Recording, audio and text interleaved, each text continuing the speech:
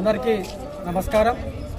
నాగర్ కర్నూలు జిల్లా collector office దగ్గర Bahujan Samaj party ఆధ్వర్యంలో కలెక్టర్ గారికి మెమో ఇవ్వడం జరిగింది. మరి ప్రధానంగా పత్తి రైతులు వర్షాల కారణంగా చాలా లాస్ పోయినరు.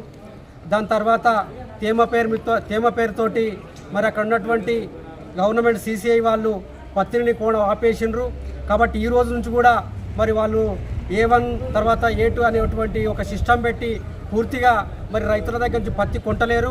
మేము బహుజన్ సమాజ్ పార్టీ తరఫున ఒకటే తెలియజేస్తున్నాం, ఆరుగాలంలో పంటలో వర్షాల కారణంగా లాస్ అయిపోయి పండించినటువంటి రైతులకు న్యాయం జరగాలని, ఆ ప్రతి రైతు దగ్గర పత్తి మీరు తేమ పేరున దాని మీద ఆటంకం పెట్టకుండా ప్రతి ఒక్క రైతు దగ్గర మరి పత్తిని కొని మరి కాటన్ మిల్లు యథావిధిగా ఎకరాకు నిబంధన లేకుండా పత్తిని కొనుగోలు చేయాలని బహుజన్ సమాజ్ పార్టీన డిమాండ్ చేస్తున్నాం. అదేవిధంగా మరి ఈ యొక్క రాష్ట్రంలో మరి పరువు హత్యలు జరుగుతున్నాయి. నిన్న షాద్నగర్లో జరిగినటువంటి హత్య మేము బహుజన్ సమాజ్ పార్టీ తరఫున తీవ్రంగా ఖండిస్తున్నాం.